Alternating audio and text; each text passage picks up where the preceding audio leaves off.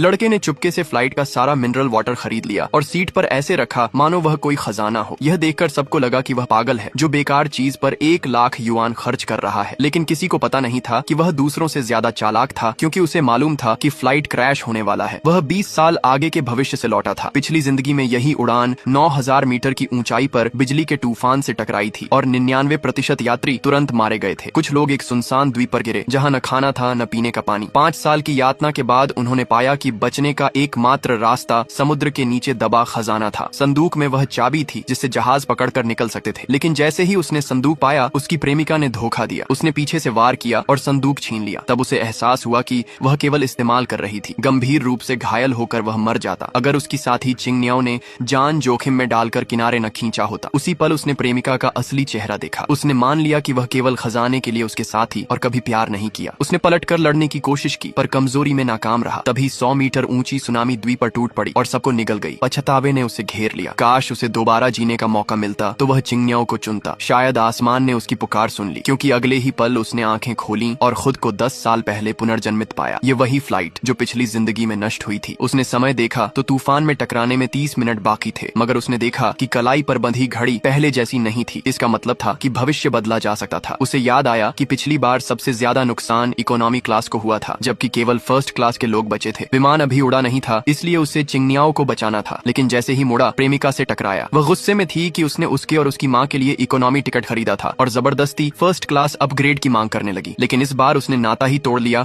और कहा कि वह उसके लायक नहीं है। फिर सबके सामने उसके गुप्त संबंध का भंडाफोड़ किया और जोर से चिंगनियाओ का नाम पुकारा। लेकिन चिंगनियाओ उलझन में थी, क्योंकि इससे पहले उसने उसे कभी नहीं देखा था। जब उसने उसे आने वाले क्रैश की चेतावनी दी और फ्लाइट छोड़ने को कहा तो उसने सोचा कि वह बस बहाने से पास आना चाहता है। मंगेतर ने भी इसे बकवास कहकर खारिज कर दिया। चिंगनियाओ को मनाने के लिए उसने उसका एक पर्सनल राज बताया, मगर विश्वास करने की बजाय सभी ने उसे परवर्ट कह दिया। तभी एयर होस्टेस आई और सख्ती से चेतावनी दी कि घबराहट न फैलाए, तुरंत सीट पर लौटे और बेल्ट बांधे, वरना फ्लाइट सुरक्षा खतरे में डालने पर गिरफ्तार होगा। समय निकलता देख वह इमरजेंसी एग्जिट की ओर भागा और खोलने की कोशिश की, लेकिन दरवाजा अटका रहा। सभी लोग उसका मजाक उड़ाने लगे और उसे पागल कहने लगे। आसमान की ओर इशारा कर आरोप लगाया कि वह बस शर्मिंदगी छिपाने के लिए बहाने बना रहा है। दबाव में वह आखिरकार सीट पर लौट आया, लेकिन जानता था कि केवल 15 मिनट बचे हैं। हताशा में उसने चिल्लाकर कहा कि वह फ्लाइट का सारा पानी खरीदेगा। यात्री हंसे और कहने लगे कि अगर तूफान भी आया तो खाना ज्यादा जरूरी होगा। उसने कहा कि द्वीप पर केवल खारा समुद्री पानी होगा। अनमने मन से क्रू ने शर्त पर पानी बेचने की अनुमति दी कि वह और गड़बड़ी न करे। 7 मिनट बचे थे और उसने ऐलान किया कि समय आने पर सभी उससे घुटनों के बल माफी मांगेंगे। अब केवल 5 मिनट बचे थे और उसने कहा कि भीतर चले जाएं, शायद इससे जान बच सके। गिनती शुरू हो चुकी थी और सबकी किस्मत अधर में लटकी थी।